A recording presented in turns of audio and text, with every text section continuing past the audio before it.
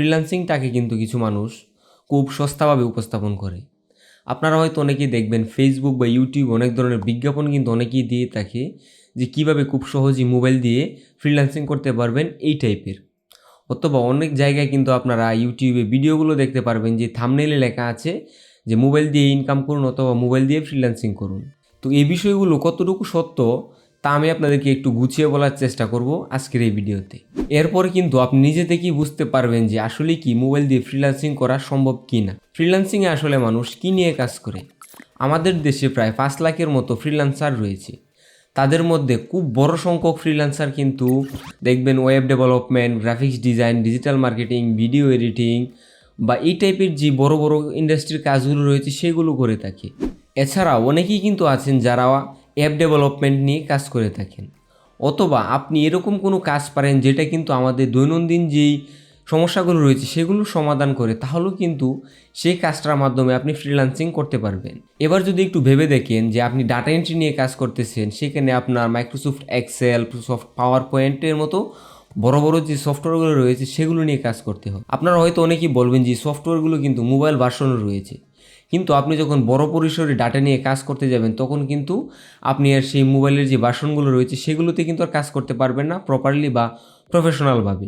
আপনার ক্লায়েন্টের কিন্তু অনেক ধরনের প্রেজেন্টেশন বা চার্ট বা গ্রাফ রয়েছে যেগুলো কিন্তু আপনাকে খুব সূক্ষ্মভাবে মডিফাই করতে হবে বা সেগুলোতে কাজ করতে হবে, অথবা সেই ক্লায়েন্টকে আপনার প্রেজেন্ট করতে হবে। এই কাজগুলো যদি আপনি মনে করেন যে আপনি মোবাইল দিয়ে করতে পারবেন তাহলে আপনার পক্ষে অবশ্যই সম্ভব। কিন্তু বাস্তবিক পক্ষে কিন্তু এই ধরনের বড় বড় কাজগুলো বা এত ভারী ক্লায়েন্টের কাজগুলো কিন্তু মোবাইলের মাধ্যমে এক্সেল বা অন্যান্য অ্যাপ্লিকেশনে কোনোভাবেই সম্ভব হয়ে ওঠেন। এবার যদি একটু ভেবে দেখেন যে আপনি গ্রাফিক্স ডিজাইন নিয়ে কাজ করতেছেন, সেখানে আপনার কোনো একটা ক্লায়েন্ট আপনাকে একটা কাজের স্যাম্পল বা যে কোনো একটা কাজ দিয়েছে যেটার ফাইল ফরম্যাট হলো এআই বা ইএসসি বা পিএস। তো এই ফাইলগুলো কিন্তু আপনি কখনোই মোবাইল দিয়ে ওপেন করতে পারবেন না, আপনি সেগুলো নিয়ে কাজ করা তো অনেক দূরের কথা। এবার হয়তো ভাবছেন যে ওয়েব ডিজাইন করবেন বা ওয়েব ডেভেলপমেন্ট করবেন, কোডিং কিন্তু মোবাইলের মাধ্যমে করা কোনোভাবেই সম্ভব নয়। আপনি হয়তো 1 লাইন 2 লাইন কোড লিখতে পারবেন মোবাইলে, কিন্তু যখন একটা ওয়েবসাইট তৈরি করতে যাবেন তখন কিন্তু আপনাকে হাজার হাজার লাইন লিখতে হবে। সেই সমস্ত লাইন লিখা এবং সেগুলোকে ম্যানেজ করার জন্য কিন্তু আপনার অবশ্যই একটা কম্পিউটার বা একটা ল্যাপটপের প্রয়োজন হবে। এই সমস্ত কাজগুলো কিন্তু আপনি কখনোই আপনার যে মোবাইল ফোনটা রয়েছে সেটার মাধ্যমে করতে পারবেন না। এরপর যদি আপনি চিন্তা করেন যে অ্যান্ড্রয়েড বা আইওএস অ্যাপ ডেভেলপমেন্ট করবেন, সেগুলোও কিন্তু কখনোই আপনার হাতে থাকা স্মার্টফোনটির মাধ্যমে করা সম্ভব নয়। কারণ এইগুলোর জন্য যে অ্যাপ্লিকেশনগুলো বা যে সফটওয়্যারগুলো নিয়ে কাজ করতে হয় সেগুলো কিন্তু সম্পূর্ণই যে কম্পিউটার রয়েছে সেটার জন্য তৈরি করা।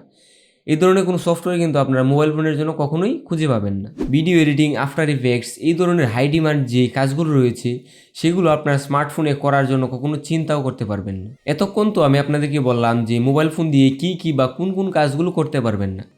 তাহলে চলুন এখন একটু জেনে নিই যে আপনি মোবাইল ফোনের মাধ্যমে আসলে কোন কোন কাজগুলো ফ্রিল্যান্সিংয়ে করতে পারবেন বা কোন কোন কাজগুলো আপনার জন্য করা সম্ভব হয়ে উঠবে। কন্টেন্ট রাইটিংয়ের কিছু কাজ রয়েছে যেগুলো শুধু টাইপিংয়ের কাজ, সেগুলো হয়তো আপনি মোবাইলের মাধ্যমে আপনার যে এমএস পয়েন্ট সফটওয়্যারটা রয়েছে সেটা ডাউনলোড করে সেখানে টাইপিং করতে পারবেন এবং সেই নোটসগুলো আপনার ক্লায়েন্টকে ডেলিভার করতে পারবেন।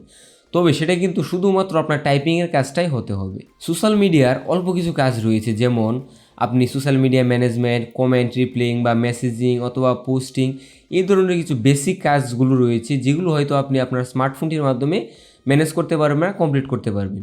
তবে এগুলোর ভলিউম কিন্তু খুব কম এবং এখানে কিন্তু আপনাকে হাই কম্পিটিশনের মধ্যে যেতে হবে এই কাজগুলো করার জন্য। মূল কথা হলো ফ্রিল্যান্সিং কিন্তু কোনো ছেলে গেলা নয়। এখানে যদি আপনি আসতে চান তাহলে আপনাকে অবশ্যই প্রফেশনালভাবে কাজ করতে হবে এবং প্রফেশনালভাবে চিন্তা করতে হবে।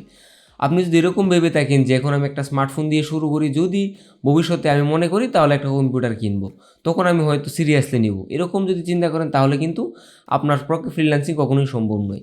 আপনি এখন থেকেই ফ্রিল্যান্সিংয়ের চিন্তা করে থাকলে এখন থেকেই একটা পিসি বা ল্যাপটপ নিয়ে লেগে পড়ুন, শ্রম দেন, পরিশ্রম দেন, ধৈর্য ধরে এটার পিছিয়ে লেগে থাকুন, অবশ্যই একটা সময় সাকসেসফুল হবেন। আসসালামু আলাইকুম।